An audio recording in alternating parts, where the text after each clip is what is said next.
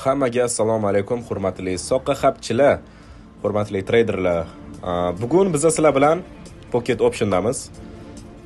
Ko'rib turibsizlar, bu ham aynan mana shu binarni opsionda ishlash mumkin bo'lgan platforma brokerlaridan biri.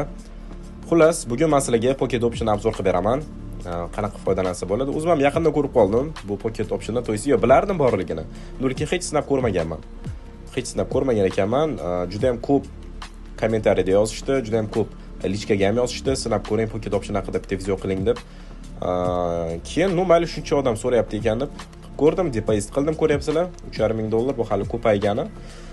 Ishlab ko'rdim. Umuman olganda uzr, ozgincha yo'talim bor. Normalniy zo'r. Tushuntirib beraman. Birinchi navbatda depozit qilishga o'tamiz. Hech qanaqa qiyin joyi yo'q buni ham. Xuddi shu binariumdagidek. Xohlasangiz mana ko'ryapsizlar, USDT dan tashlasangiz bo'ladi, Sberbankdan tashlasangiz bo'ladi. Undan tashqari ko'pda mana eng keng tarqalgan turi bor, ya'ni USDT TRC yoki bo'lmasam bu Sberbank yoki bo'lmasam Uzcard Humo, o'sha O'zbekistonda eng keng tarqalgan Telegram Humo ham bor ekan, ClickPayMe ham bor ekan, ayniqsa kriptovalyutadan ham to'lov qilsangiz bo'ladi. Aynan mana shu USDT TRC 20 da yoki bo'lmasam Binance dan ham to'lov qilsangiz bo'lar ekan.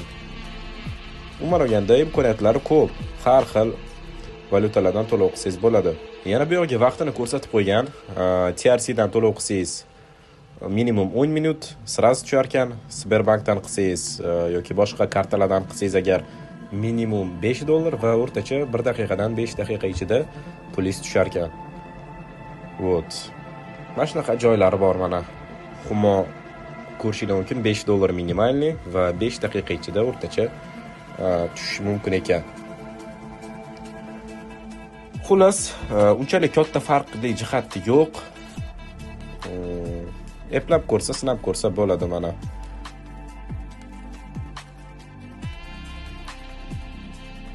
Rublda to'lov qilsa ham bo'lar ekan, kartadan kartaga PayMe ham bor, aytganimdek.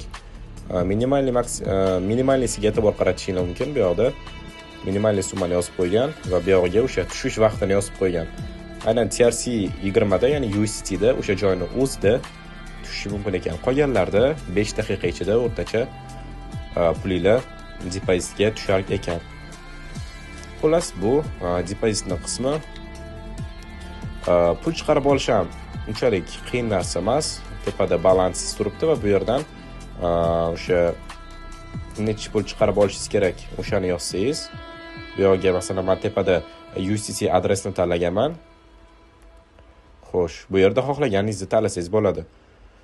Men USDT adresini tanladim va pastga USDT adresimni yozsam, keyin continue ni bosib dalshi ketsam, chiqarib beradi. Xullas, pul chiqarish, pul kiritishlardan unchalik qiyin, tushunarsiz joylari yo'q. Eng asosiysi bizaga trade.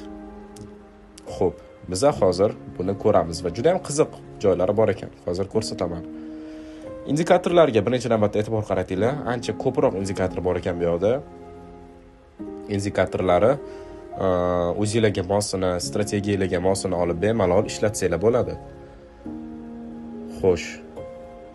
MACD-dan tortib, har doim ishlatadigan MACD-imizdan tortib, Momentum bor, Vortex, RCI.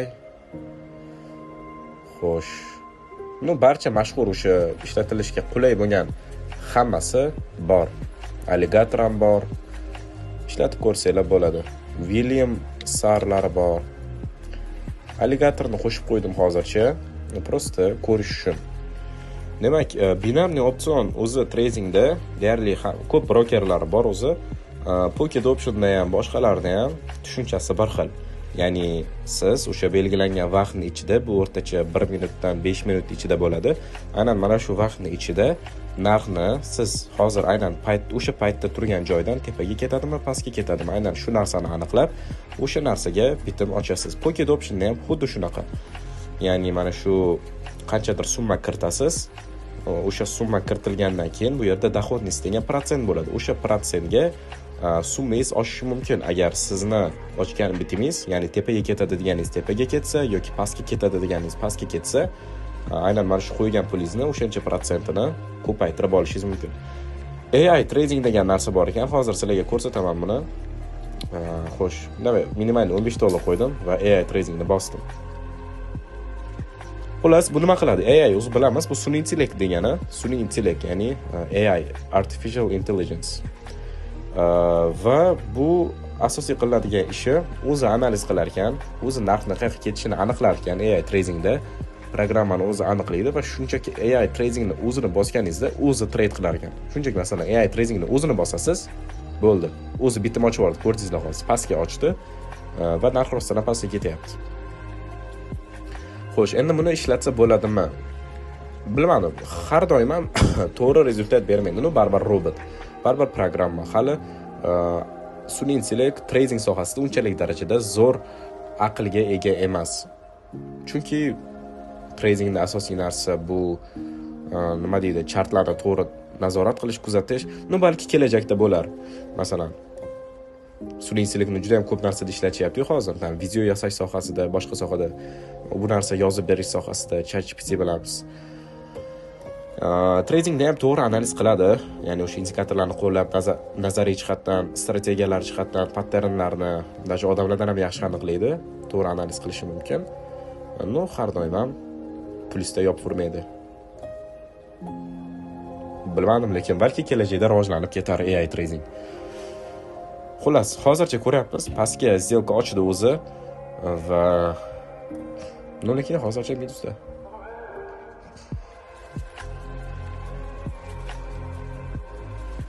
Shuning uchun ham iloji boricha kamroq summa qo'ydim, чтобы shunchaki sizlarga ko'rsatish uchun.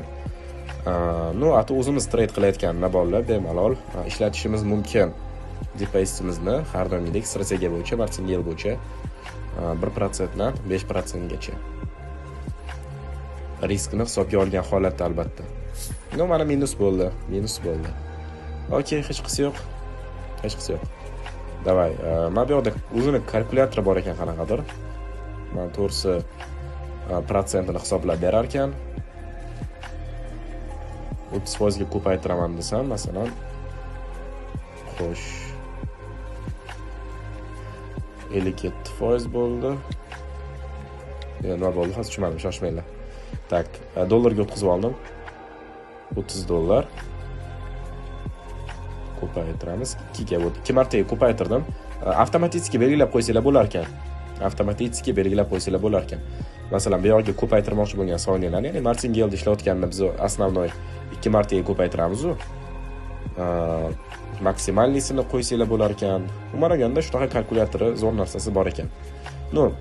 Buni shunchaki o'zimiz miyada hisoblab qo'yaveramiz. $60 ketdi. Sell pastga. Umaraganda grafikasi normalniy, programmani o'zi, platformani o'zi ishlashi zo'r. Pocket option. Menga umaraganda yoqdi. Yaxshi taassurot berdi. Xullas, yana bitta narsa haqida aytib o'taman sizlarga. Ishlash mumkin bo'lgan paralar. Hozir biz Euro USD'damiz va ko'ryapsizlar, bu yoqdan tanlashinglar mumkin. Bu yoqda valyutalar, valyutniy paralar. Biz hozir Euro USD'damiz 72%lik daromadlilik darajasi bilan va buni o'zgartirib bemalol xohlaganimizda ishlasak bo'ladi. Bolalar, ovozim sal g'alati bo'lishi mumkin. E'tibor qilmaysizlar, oldingina takoy chiroyli qilib, takoy grammat, intonatsiya bilan gapirmayapman, sababi ozgincha maza yo'qdi, to'g'risida. Ozgincha maza yo'q. Okey, yana minus va qaranglar, biz hozir boshqa paraga o'tamiz. Kriptovalyutalar ko'rsanglar bo'ladi. Alohida ajratib qo'yishgan kategoriyalarga kriptovalyutalar bor. Tron bor ekan, BNB, Bitcoin. Lekin bular OTC bozorlari, ya'ni bilasizlar OTC nimaligini. O'sha platformani yoki brokerning o'zini bozori. Ya'ni bu real bozor bilan bir xil bo'lmaydi, unga bog'liq bo'lmaydi, o'zini ichida bo'ladi. Undan tashqari xo'sh, stoklar bor, ya'ni bu o'sha aksiya deymiz. Apple yoki o'sha boshqa katta kompaniyalar, Tesla, Coca-Cola, yoki tushundinglar, xullas shunaqa boshqa katta kompaniyalarni aksiyalari. Bu yoqda indekslar tanlasanglar bo'ladi. Va yoqtirganinglarni tanlab qo'ysanglar bo'ladi. Yulduzcha bosib qo'ysanglar mana shu yerda paydo bo'ladi. Undan tashqari shadow bu yerda o'sha daromadlilik darajasi yuqori bo'lgan aktivlar turadi. Tanlasanglar bo'ladi o'sha yerda o'tib. Xo'sh, biz nimani tanlaymiz?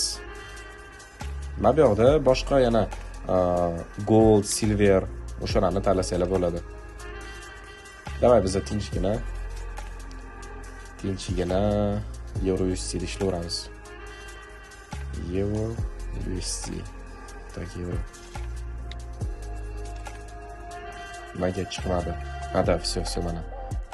Xo'sh, davay OTC ga o'tdim hozir, ko'ramiz. No, xullas bolalar ko'rdinglar. Maraganda Pocket Optionni menimcha tushunarli qilib sizlarga obzor qilib berdim. Tushunmagan joylar bo'lsa kommentariyada yozib qoldiringlar. Buni ham normal o'rganib, xullas Pocket Optionni ham so'qa qilishni boshlaymiz. Umaraganda hammasi bir xil. Shunchaki sizlar bilimni olinglar, o'rganinglar, tajriba yig'inglar, soqqani o'zi pulni o'zi kelaveradi. Yana xuddi o'sha gaplar Telegram kanaliga o'tib qo'yinglar. VIP kanalimizda signallar to'xtamayapti. Kechki payt shunchaki copy trade qilib, normal summa ishlasanglar bo'ladi. Yana bepul boshqa darsliklarni qo'shib boramiz. O'tib qo'yinglar. Ссылка описаниеda. Videoga like bosib, kommentariy yozib, obuna bo'lish, qo'ng'iroqchani yo'qib qo'yishingizdan chiqmasin. Hammaga rahmat, salomat bo'linglar.